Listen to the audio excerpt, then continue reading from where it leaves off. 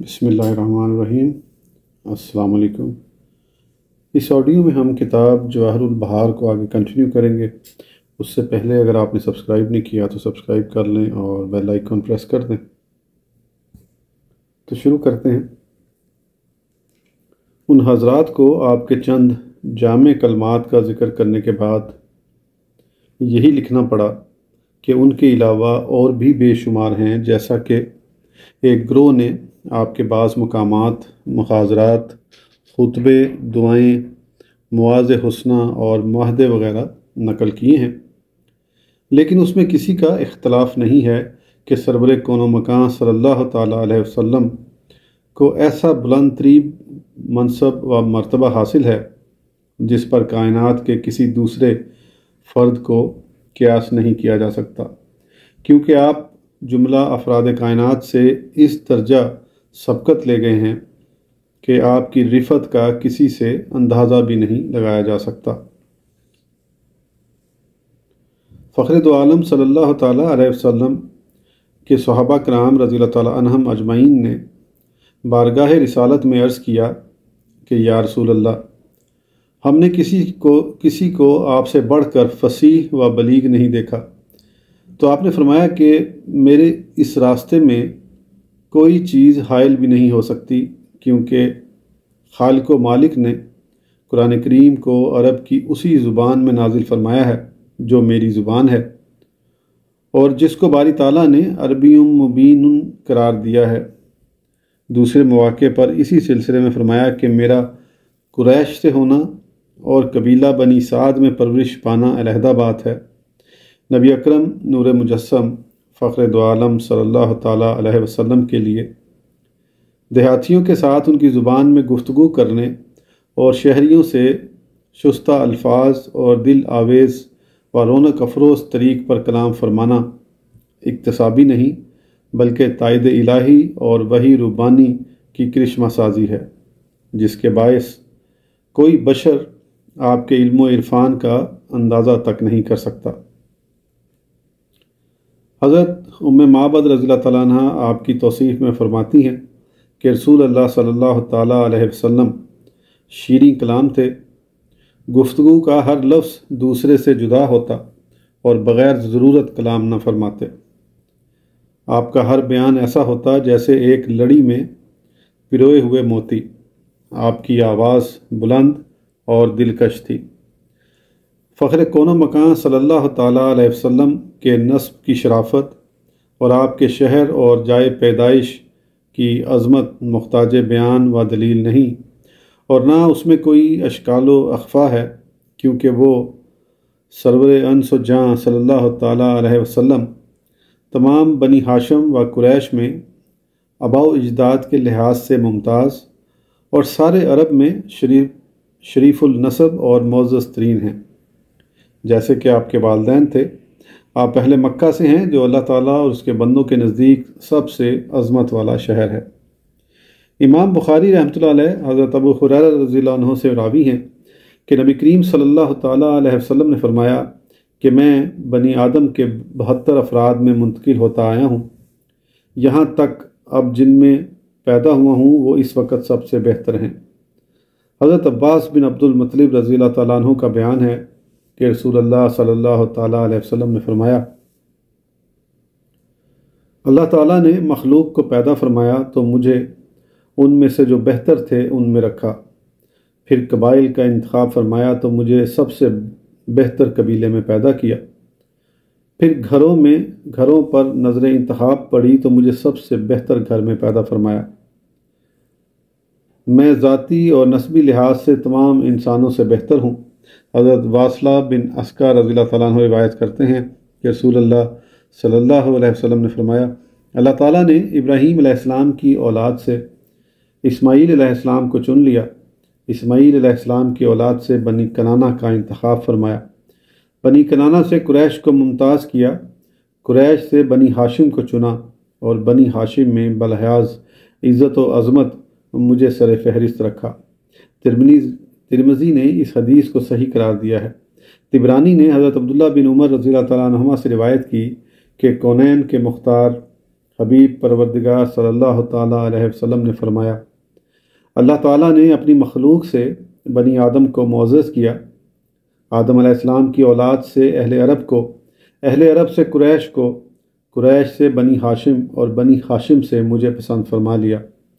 پس میں ہمیشہ بہترین خاندانوں سے متعلق رہا ہوں۔ مسلمانوں کو چاہیے کہ جو بھی اہل عرب سے محبت کرے تو میری وجہ سے محبت کرے، اور جو عرب کے کسی فرد سے نفرت کرے تو میرے ساتھ بغض رکھنے کے باعث نفرت کرے۔ حضرت عبداللہ بن عباس رضی اللہ تعالیٰ عنہما سے روایت ہے کہ بے شک یہ کرشی النسل آقائے کائنات آدم علیہ السلام کی پیدائش سے 2000 سال پہلے بارگاہ خداوندی میں بصورت نور موجود تھے۔ آپ کا نور باری تعالیٰ شانہ کی تسبیح بیان کرتا، اور اس نور کے ساتھ ملائکہ بھی تسبیح میں مشغول رہتے تھے۔ جب آدم علیہ السلام کی تخلیق ہوئی تو وہ نور ان کی پشت میں رکھا۔ فرمان رسالت ہے کہ اللہ تعالیٰ نے مجھے صلب آدم میں زمین پر اتارا، ان سے نوح علیہ السلام اور ان سے ابراہیم علیہ السلام کی جانب منتقل کیا، یہاں تک کہ نیک اسلاب اور پاکیزہ ارحام سے اللہ تعالیٰ نے ایک دوسرے کی جانب منتقل کرتے ہوئے میرے والدین کریمین سے مجھے پیدا فرمایا۔ یہ حضرات بدکاری کے سائے سے بھی دور رہے۔ ضروریات زندگی 3 قسم کی ہیں، وہ جن کی قلت بہتر ہے، بعض وہ جن کی کثرت پسندیدہ ہے، یعنی ایک ضروریات ایسی بھی ہیں جن کے حالات مختلف رہتے ہیں۔ عادت اور شریعت کے لحاظ سے جن کی قلت کمال سمجھی جاتی ہے وہ غذا اور نیند وغیرہ ہیں۔ نبی اکرم نور مجسم فخر دو عالم صلی اللہ تعالیٰ علیہ وسلم نے ان چیزوں میں سے اتنا قلیل حصہ اختیار فرمایا جس سے صرف یہی معلوم ہو سکے کہ ایسے امور آپ کی سیرت مبارکہ سے خارج نہیں رہے ہیں، اور یہی راستہ اختیار کرنے کا آپ نے دوسروں کو حکم دیا اور رغبت دلائی ہے۔ قاضی ایاز مالکی رحمۃ اللہ علیہ نے اس سلسلے میں متعدد احادیث پیش کر کے اپنے بیان کو مدلل فرمایا ہے۔ اس کے بعد فرمایا کہ دوسری قسم جس کی کثرت قابل تعریف اور جس کی تکمیل باعث فخر ہے، اس سے نکاح اور وجاہت وغیرہ امور مراد ہیں، کیونکہ نکاح ایک ایسی چیز ہے جو مکمل مرد ہونے اور صحت ذکوریت کی علامت ہے۔ اس کی کثرت کے باعث لوگوں کا ایک دوسرے پر فخر کرنا ایک مشہور عادت ہے، اور اس کی وجہ سے ایک دوسرے کی تعریف کرنا زمانہ قدیم سے مروج ہے۔ نبی کریم صلی اللہ تعالیٰ علیہ وسلم اس قوت کے حظ و عفر سے بہرہ ور تھے، کیونکہ واہب مطلق نے یہ کمال بھی آپ کو پوری فیاضی سے مرحمت فرمایا تھا۔ اسی لیے باری تعالیٰ شانہ نے علاوہ لونڈیوں کے آپ پر اتنی عورتیں حلال کر دیں جتنی کسی دوسرے کے لیے حلال نہیں فرمائیں۔ ہم تک حضرت انس رضی اللہ تعالیٰ عنہ سے روایت پہنچی ہے کہ رسول اللہ صلی اللہ تعالیٰ علیہ وسلم دن یا رات کے تھوڑے سے وقت میں اپنی تمام ازواج مطہرات کے پاس بھی تشریف فرما ہو جاتے تھے، حالانکہ وہ 11 تھیں۔ حضرت انس رضی اللہ تعالیٰ عنہ فرماتے ہیں کہ آپ کو 30 مردوں کی قوت عطا فرمائی گئی تھی، جیسا کہ نسائی شریف میں ہے، جبکہ دیگر محدثین نے 40 آدمیوں کی طاقت نقل کی ہے۔ آپ کی آزاد کردہ لونڈی حضرت سلمہ رضی اللہ تعالیٰ عنہ کا بیان ہے کہ فخر دو عالم صلی اللہ تعالیٰ علیہ وسلم ایک رات میں اپنی 9 ازواج مطہرات کے پاس تشریف لے جاتے تھے، نیز ایک سے فارغ ہوتے اور دوسری تک جانے سے پہلے غسل بھی فرما لیا کرتے تھے، اور تلقین فرمایا کرتے کہ اس صورت میں غسل کر لینا طہارت پسندی اور انتہائی پاکیزگی ہے۔ حضرت انس رضی اللہ تعالیٰ عنہ سے مروی ہے کہ سرور کون و مکان صلی اللہ علیہ وسلم نے فرمایا، مجھے بلحاظ عادات دوسرے لوگوں پر 4 وجہ سے فضیلت مرحمت فرمائی گئی ہے: سخاوت، شجاعت، کثرت جمع، قوت بارد۔ جہاں تک وجاہت کا تعلق ہے تو عقلاء نے اسے اوصاف مدح میں ہی شمار کیا ہے، کیونکہ وجاہت کے مطابق ہی لوگوں کی نگاہوں میں قدر و منزلت ہوتی ہے۔ حضرت عیسیٰ علیہ السلام کے بارے میں ارشاد باری تعالیٰ ہے، وجیہن فی الدنیا والآخرۃ ومن المقربین، رودار ہوگا دنیا اور آخرت میں اور قرب والا۔ لیکن وجاہت کے راستے میں بے شمار آفات ہیں جو بعض لوگوں کے لیے اگلے جہان میں نقصان کا باعث ہوں گی۔ یہی وجہ ہے کہ بعض حضرات نے اس کی مذمت کی ہے اور اس کی ضد کو قابل تعریف ٹھہرایا ہے۔ شرع میں عاجزی و انکساری کی تعریف کی گئی ہے، جبکہ زمین میں اکڑ خانی دکھانے کو مذموم قرار دیا ہے۔ نبی آخر الزمان صلی اللہ تعالیٰ علیہ وسلم کو باری تعالیٰ شانہ نے جاہ و حشمت کی دولت سے مالا مال فرمایا اور لوگوں کے دلوں میں آپ کی قدر و منزلت کا سکہ بٹھایا۔ اعلان نبوت سے پہلے جاہلوں تک کے دلوں میں آپ کی عظمت جاگزی کر دی، جبکہ اعلان نبوت کے بعد کافر آپ کی تکذیب کرتے اور اس طرح صحابہ کرام جیسے شمع رسالت کے عدیم النظیر پروانوں کو تکلیف پہنچاتے اور اس نازیبہ حرکت سے آپ کو پریشان کرنا مقصود ہوتا، کیونکہ جب وہ آپ کے روبرو ہوتے تو عزت کی یہی بنتی تھی، اور اگر انہیں کوئی حاجت ہوتی تو آپ بھی اسے پورا کرنے سے دریغ نہیں فرمایا کرتے تھے۔ اور کتب حدیث میں ایسے متعدد واقعات مذکور ہیں۔ اگر کسی نے فخر دو عالم صلی اللہ تعالیٰ علیہ وسلم کا جمال جہاں آرا پہلے دیکھا نہ ہوتا تو اس پر ہیبت طاری ہو جاتی اور رعب چھا جاتا تھا۔ چنانچہ قیلہ نے جب آپ کو پہلی بار دیکھا تو مارے خوف کے لرزہ طاری ہو گیا۔ آپ نے فرمایا، اے غریب عورت، سکون و اطمینان کا دامن تھام۔ حضرت عبداللہ بن مسعود رضی اللہ تعالیٰ عنہ سے روایت ہے کہ ایک شخص سرور کائنات صلی اللہ تعالیٰ علیہ وسلم کے سامنے کھڑا تھا۔ وہ آپ کے رعب کی وجہ سے کانپنے لگا۔ ہادی برحق نے فرمایا کہ ڈرتے کیوں ہوں؟ میں کوئی دنیاوی بادشاہ ہوں؟ یہ ایک مسلمہ حقیقت ہے کہ نبوت میں آپ کو عدیم المثال قدر و منزلت اور رسالت میں انتہائی عز و شرف والا منصب حاصل ہے۔ بائی ہمہ آپ کو جو مقام استفا حاصل ہے وہ قدر و منزلت کی انتہا ہے۔ اس کے باعث آپ دنیا میں سب سے ممتاز اور آخرت میں بھی جملہ اولاد آدم کے سردار ہوں گے۔ اسی سلسلے کی تیسری قسم کہ جس میں تعریف، افتخار اور فضیلت کی حالت مختلف رہتی ہے، مثلا مال کی کثرت ہو لیکن مالک محض اپنی ضروریات میں کھل کر خرچ کرتا ہے تو دنیا دار لوگ اس کی تعریف کرتے ہیں اور لوگوں کے دلوں میں اس کی قدر و منزلت پیدا ہو جاتی ہے، کیونکہ دنیاوی لحاظ سے وہ اسے فضیلت اور برتری شمار کرتے ہیں۔ لیکن اگر کوئی شخص راہ خدا میں دل کھول کر خرچ کرتا ہے اور اس کا مقصد صرف رضائے الہی ہو تو قیامت کی سرخروئی بہرحال اس کا مقدر ہو کر رہے گی اور اس کی فضیلت سب کے نزدیک مسلمہ ہے۔ اگر صاحب مال خرچ ہی نہ کرے تو بخل کی ندامت اور کمینگی کے شرمناک گڑھے میں پھینک دیا جاتا ہے۔ ہمارے آقا و مولا محمد رسول اللہ صلی اللہ تعالیٰ علیہ وسلم کی سیرت مقدسہ کا مطالعہ کیا جائے تو آفتاب نصف النہار کی طرح آپ کی عادات واضح نظر آئیں گی، کیونکہ باوجود اس کے کہ زمین کے جملہ خزانے اور دنیا کی چابیاں باری تعالیٰ شانہ نے آپ کو مرحمت فرما دیں، غنائم آپ کے لیے حلال کر دیے جبکہ آپ سے پہلے کسی نبی کے لیے حلال نہ تھے۔ آپ کی حیات طیبہ میں حجاز کا علاقہ، یمن، عرب کے جزائر اور گرد و نواح میں شام و عراق وغیرہ فتح کر لیے گئے، جہاں سے آپ کے پاس خمس، جزیہ اور صدقات آتے تھے، حالانکہ کسی بادشاہ کو اس کا عشر عشیر بھی حاصل نہیں ہو رہا تھا۔ علامہ بری کتنے ہی بادشاہوں نے آپ کی بارگاہ میں ہدایہ اور تحفے بھیجے، مگر آپ نے دولت کو اپنے پاس جگہ نہ دی بلکہ دوسروں میں تقسیم فرما دیا کرتے۔ چاروں طرف سے دولت آتی اور قدم بوسی کرتی، لیکن اس کے ذریعے آپ دوسروں کو دولت مند بناتے رہتے تھے اور مسلمانوں کی طاقت کو مضبوط کرتے تھے۔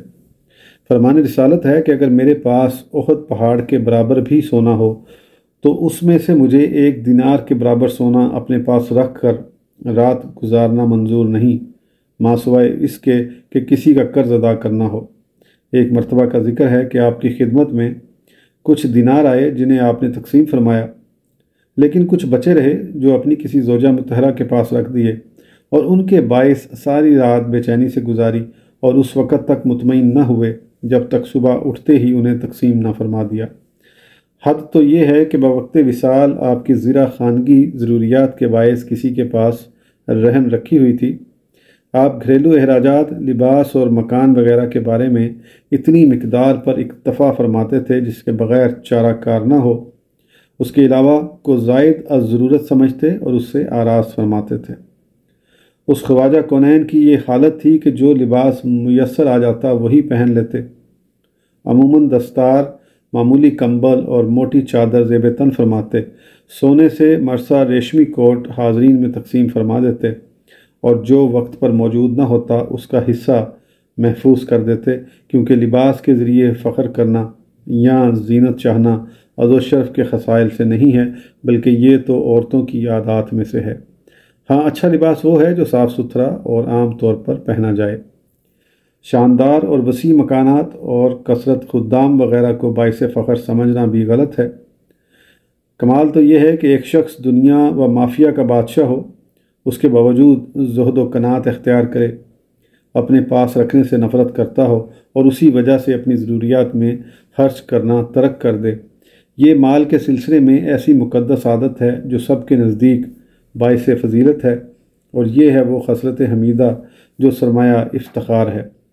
چنانچہ مال سے اس طرح آراز کرنا اور فانی ہونے کے باعث اس کی جانب رغبت نہ رکھنا، بلکہ دوسرے جن مقامات پر اسے خرچ کر دینا چاہیے وہاں خرچ کر دینا، یہ قابل ستائش و لائق تحسین عادت مبارکہ انسانی کمال کی معراج ہے۔ بہرحال خصائل مکتسبہ، اخلاق حمیدہ اور آداب شرعیہ کے لحاظ سے ایسے شخص کے صاحب فضل و کمال ہونے پر تمام عقلاء کا اتفاق ہے۔ عقلاء کا اس شخص کی فضیلت پر بھی اتفاق ہے جو ان میں سے کسی صفت کے ساتھ متصف ہو یا اس میں ایک سے زیادہ اوصاف پائے جائیں۔ شریعت مطہرہ نے ایسے تمام اشخاص کی تعریف کی ہے اور ایسی عادات کو اختیار کرنے کا حکم دیا ہے جو سارے اوصاف حسنہ سے متصف ہو۔ اس کے لیے دائمی سعادت کا وعدہ کیا ہے اور بعض نیک عادتوں کو اجزائے نبوت ٹھہرایا ہے جنہیں حسن اخلاق کے نام سے موسوم کیا جاتا ہے، اور وہ نفس کے قوہ و اوصاف میں اعتدال اور میانہ روی ہے، یعنی ایسا درمیانی راستہ جس میں کسی جانب انحراف نہ ہو۔ مذکورہ بالا جملہ اوصاف کمالیہ نبی کریم صلی اللہ تعالیٰ علیہ وسلم کے خلق کا حصہ ہیں۔ آپ کمال میں ان کی انتہا کو پہنچے ہوئے تھے اور غایت کے لحاظ سے اعتدال پر تھے۔ اسی لیے تو باری تعالیٰ شانہ نے خلق محمدی کی توصیف میں اِنَّکَ لَعَلیٰ خُلُقٍ عظیم فرمایا ہے، یعنی اے محبوب خلق کے لحاظ سے بھی تم عظیم منصب پر فائز ہو۔ حضرت عائشہ صدیقہ رضی اللہ تعالیٰ عنہ فرماتی ہیں کہ آپ کا خلق قرآن تھا، آپ کی رضامندی اور ناراضگی اللہ تعالیٰ کی رضامندی اور ناراضگی کے ساتھ تھی۔ فخر دو عالم صلی اللہ تعالیٰ علیہ وسلم کا ارشاد ہے کہ مجھے اخلاق عالیہ کی تکمیل کے لیے مبعوث فرمایا گیا ہے۔ حضرت انس رضی اللہ تعالیٰ عنہ فرماتے ہیں کہ بلحاظ خلق آپ سب سے اچھے تھے۔ جیسا کہ محققین نے ذکر کیا ہے، رسول اللہ صلی اللہ تعالیٰ علیہ وسلم کو اخلاق حسنہ کے زیور سے پیدائشی طور پر مزین کیا گیا تھا، اور یہ کمالات آپ کی اصل فطرت میں داخل تھے، جن میں کسب کا دخل نہیں تھا اور نہ ریاضت کا۔ یہ جود الہی اور باری تعالیٰ شانہ کی نرالی کرم نوازی ہے جس سے اعلیٰ قدر مراتب جملہ انبیاء کرام کو نوازا گیا تھا۔ جو شخص انبیاء کرام کو بچپن سے ان کے ادوار نبوت تک کی سیرتوں کا مطالعہ کرے تو اس پر یہ حقیقت روز روشن کی طرح واضح ہو جائے گی۔ حضرت عیسیٰ، حضرت موسیٰ، حضرت یحییٰ، حضرت سلیمان اور دیگر انبیاء کرام علیہ السلام کے حالات سے یہی ثابت ہوتا ہے۔ مفسرین لکھتے ہیں کہ رسول اللہ صلی اللہ تعالیٰ علیہ وسلم کی والدہ ماجدہ حضرت آمنہ خاتون بنت وہب رضی اللہ تعالیٰ عنہ نے سرور کون و مکان صلی اللہ تعالیٰ علیہ وسلم کے متعلق خبر دی کہ جب وہ جان حیات رونق آرائے گیتی ہوئے تو آپ نے زمین کی جانب ہاتھ پھیلائے ہوئے تھے اور سر اقدس آسمان کی طرف اٹھایا ہوا تھا۔ فخر دو عالم صلی اللہ تعالیٰ علیہ وسلم کا ارشاد ہے کہ جب میں بڑا ہوا تو دیکھا کہ بتوں اور شاعری سے مجھے پیدائشی طور پر نفرت ہے۔ میں نے کسی ایسے کام کا کبھی ارادہ تک نہیں کیا جو دور جاہلیت میں معمول بنے رہے تھے۔ ہاں، 2 مرتبہ ایسا ہونے لگا تھا، لیکن اللہ تعالیٰ نے مجھے بچا لیا اور میں نے پھر کبھی ان کی جانب توجہ بھی نہ فرمائی۔ ان مذکورہ دونوں مواقع پر آپ نے جہلہ کے غنا اور محفل لہو و لعب میں کسی مصلحت کے تحت جانے کا ارادہ فرمایا تھا، لیکن نبی کریم صلی اللہ تعالیٰ علیہ وسلم کے ارادے کو دونوں مواقع پر اللہ تعالیٰ نے پورا نہ ہونے دیا۔ آج کی آڈیو کے لیے اتنا ہی، پھر انشاءاللہ اگلی آڈیو میں آگے کنٹینیو کریں گے۔ اس وقت تک کے لیے اجازت دیجیے، سبسکرائب کرنا نہ بھولیں۔ اللہ حافظ۔